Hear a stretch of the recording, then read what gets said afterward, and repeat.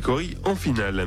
Et puis le cyclisme, pour terminer, le champion de Luxembourg, Bob Jungels, a remporté en solitaire le Liège-Bastogne-Liège. Le premier Français, Romain Bardet, a pris la 3e place.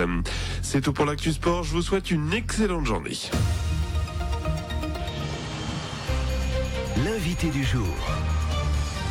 Il est 7h44, on parle football ce matin avec notre invité, le président du district de l'Allier, Guy Poitvin. Bonjour. Bonjour. Et merci d'être avec nous en direct ce matin. Alors on va parler sport évidemment assez rapidement dans cette interview, mais on ne peut évidemment pas passer à côté des derniers événements, ces affaires, notamment la semaine dernière du côté du Stade des Îlets, on en a parlé il y a 3 semaines maintenant du côté de Biennassi. Quel est le regard du président du district? J'imagine forcément déçu, choqué par tout ce qui s'est passé. Déçu, choqué et triste, je veux dire, sur la tournure des événements, bien évidemment. Donc, bon, c'est pas, je veux dire que c'est pas malheureusement une nouveauté. C'est des faits qui se produisent malheureusement tous les dimanches pratiquement sur les stades de France, au niveau du football amateur. Et je veux dire, on peut que regretter que ce soit passé bien évidemment à Montluçon et dans le district de l'Allier, bien évidemment. Donc, et cette affaire de Biennassi et cette affaire de Montluçon-Aulnac, je veux dire, même si elle ne concerne pas directement le district de l'Allier, c'est quand même déroulé dans l'Allier et je veux dire, et à Montluçon en plus, donc ce qui fait que ce sont 2 événements graves qui sont passés sur la globale montluçonnaise en très peu de temps. Avec à chaque fois des spectateurs impliqués. Oui, des spectateurs ou pseudo-spectateurs, oui, certainement, quelquefois, dans quelques circonstances, mais bon, je veux dire qu'après, pour ce qui concerne l'affaire de Biennassi, ma foi, l'affaire étant mise en instruction, celle de Montluçon-Aulnac aussi, donc, ma foi, quand on aura le rapport de l'instructeur, peut-être qu'on découvrira des choses, mais voilà, donc je pense que le rapporteur devrait donner, rendre son verdict et ses rapports certainement au milieu de cette semaine, peut-être, puisque ça fera, on approchera du mois, donc c'est à peu près le délai qui est toujours accordé à l'instructeur. Et puis ma foi, je pense que les 2 clubs de Biennassi et Neuvy seront convoqués très prochainement au district de l'Allier pour comparaître en commission de discipline. Et puis ma foi, la commission de discipline appliquera les règlements fédéraux qui sont là pour ça. Et puis ma foi, je pense que par contre les sanctions risquent peut-être d'être lourdes à l'encontre de Biennassi, qui doit assurer la police sur son terrain et autour de son terrain. Donc, mais moi je peux pas m'avancer. Il y a une commission de discipline qui est sereine et qui prendra seule la décision donc de sanction. Ouais, les sanctions, ça peut aller jusqu'à quoi? Les sanctions, ça peut aller jusqu'à, je veux dire, on ira certainement pas, je sais pas, mais je ne peux pas préjuger de la décision de la commission de discipline. Je veux dire, je ne veux surtout pas m'impliquer dans cette affaire, parce que ce serait trop gros, trop fort qu'un président décide de lui-même. Donc, il y a des barèmes fédéraux qui iront peut-être jusqu'à des huis clos, peut-être jusqu'à la fin de saison, peut-être plus. Il y aura des sanctions, bien évidemment, contre les joueurs fautifs, notamment celui qui a frappé l'arbitre assistance de Neuvy. Et puis, je sais pas, on verra les différents rapports de l'instructeur qui amèneront à des sanctions peut-être d'ordre global ou individuel. On verra. On rappelle que le club de Biennassi peut plus jouer sur son terrain. Déjà, c'est une mesure conservatoire. C'est une mesure conservatoire. Donc, la commission de discipline a pris cette décision. Et donc, jusqu'à une parution en commission de discipline, ils n'ont plus le droit d'évoluer sur leur terrain. Donc, voilà. Mais l'affaire est suffisamment grave, comme je vous l'ai dit tout à l'heure, puisque l'État s'est saisi de l'affaire et que les 2 clubs seront convoqués cette semaine, donc, au niveau de la direction départementale de jeunesse et sport, à l'initiative du préfet et de la préfète, en l'occurrence. Donc, ce qui veut dire que l'État s'est saisi de l'affaire et a jugé l'affaire relativement grave pour s'en emparer, quoi. Ouais, l'État peut, lui aussi, lui apporter une sanction derrière, en plus de notre sanction. Pour ce qui est de Montluçon Foot Aulnac, c'est partie ligue, donc vous avez moins évidemment la main là-dessus. C'est vrai que sur Biennassi, c'était l'arbitre, notamment. Il y avait déjà eu des incidents dans l'Allier il y a quelques temps. Ça reste quand même marginal, fort heureusement. Tout à fait. Je veux dire, pour notre bien ou pas, je sais pas, puisque l'Allier reste quand même, le district de l'Allier reste un district rural comparé à un nombre de districts de mes collègues rhône-alpins depuis la réforme territoriale. Je veux dire, on est relativement épargné par ce genre de violence. C'est pas régulier et heureusement pour nous. On reste quand même un district à vocation rurale. Et un district relativement calme, mais bon, on s'aperçoit quand même que sur 2 événements récents, on n'est pas à l'abri non plus de gestes et d'incivilités graves. Et bon, il va falloir y réfléchir, je pense, même chez nous dans l'Allier, peut-être à l'instar de mes collègues où ils ont des problèmes réguliers, peut-être me rapprocher peut-être du parquet, peut-être du procureur de la République, de façon à ce que sur certains matchs qu'on considérera à risque, il y aura peut-être lieu de mettre en place une procédure pour éviter ce genre d'événement.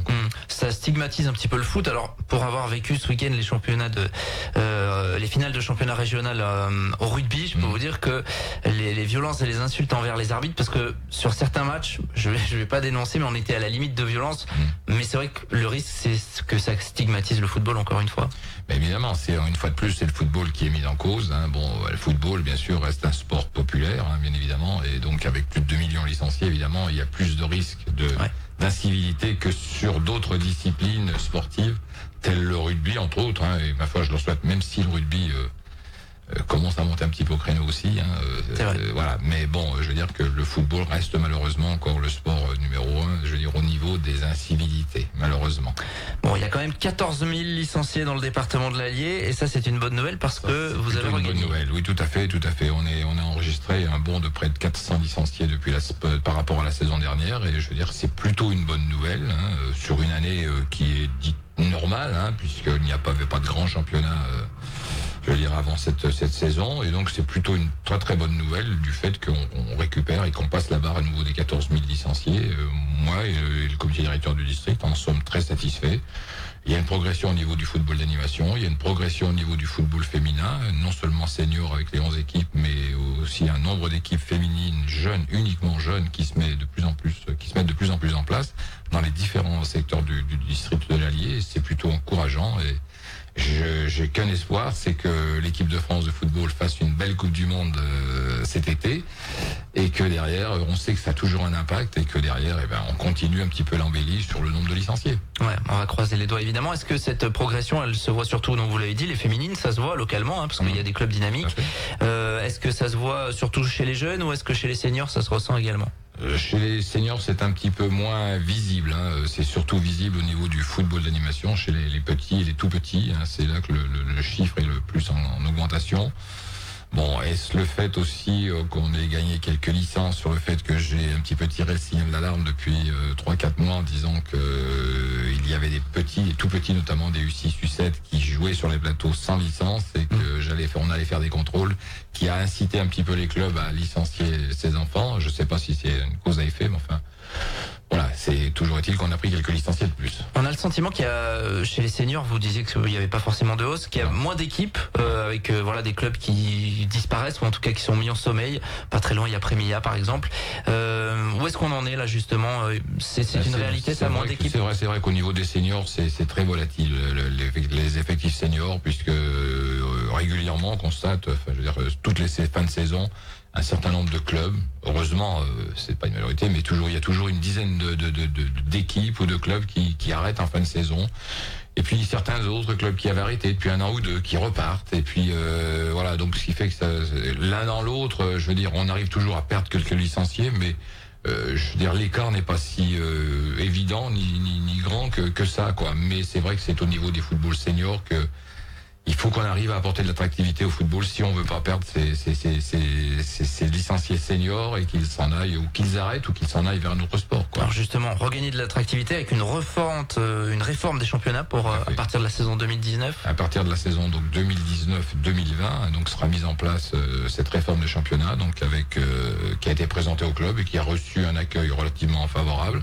Tout le monde en est conscient. On avait une pyramide qui n'allait plus, et je veux dire que le fait de passer de 2 poules de D1 à une poule de D1, et de 4 poules de D2 à 2 poules, et ainsi de suite. Je veux dire qu'on va relever le niveau, on le pense, dans les différentes catégories, et notamment les 12 équipes de D1 seront certainement plus aguerries pour l'avenir, pour aller affronter, je veux dire, ce futur championnat de R3 qui va concerner maintenant aussi bien l'Auvergne, l'ex-Auvergne, mais aussi le côté rhône-alpin un petit peu. Et donc je pense que ça ne peut être peut-être bénéfique. Et puis on va accorder, on a prévu d'accorder aussi à l'inverse au niveau de la D5, puisqu'on conservera les 5 divisions. On a prévu d'accorder un peu plus de souplesse au niveau de la D5, sans parler de foot loisir, mais en permettant, et ce qui bloque un petit peu au niveau de la D5, c'est qu'on joue que le dimanche à 15h, donc de permettre aux joueurs de jouer du vendredi soir au dimanche après-midi. vendredi soir, samedi matin, samedi après-midi, dimanche matin, on pourra jouer tout le temps, avec l'accord des deux clubs, bien sûr. Ouais. Justement, vous parliez d'essayer de redynamiser un petit peu pour les seniors, pour éviter justement qu'il y ait des clubs de clochers qui disparaissent. Comme ça fait partie de la tactique, entre guillemets. Bien évidemment, parce qu'on sait toujours que quand dans une commune, un club de football disparaît, c'est quelque part la vie communale qui en prend un coup, malheureusement. Donc un club une commune, même un petit bourg, je veux dire, qui n'a plus d'équipe de football. Je pense que c'est important et on le ressent au niveau des maires que c'est toujours embêtant quelquefois quand ils ont fait des investissements importants au niveau des vestiaires, au niveau du terrain et qu'au bout d'un an ou deux, il n'y a plus d'équipe de foot, c'est très on comprend les maires. Alors bien évidemment, on fait tout ce qu'on peut nous pour essayer de rendre le football encore attractif. Je veux dire en essayant notamment au niveau de la D5 de leur accorder plus de souplesse de façon à ce que ces jeunes ou ces moins jeunes, je veux dire ces vétérans quelquefois, puissent encore rester dans leur club et encore pratiquer le football. Et jouer le vendredi soir par exemple, ça peut être au lieu de jouer en vétéran, ils pourront jouer limite en championnat de district. Et bon, bien évidemment, on mettrait une barrière de façon à ce qu'ils ne jouent pas et le vendredi soir et le dimanche après-midi. Parce que légalement, c'est permis de faire 2 matchs en 48 heures. Mais on apportera là aussi une petite barrière quand même. À suivre, donc ça sera pour à partir de la saison 2019-2020. On a une année pour s'y préparer finalement avec pas mal de descentes du coup avec ce classement. Ouais. Merci Guy Poidrin d'être passé à notre micro ce matin. On rappelle président du district de l'Allier de football. Bientôt 7h55 sur RJFM. L'invité du jour.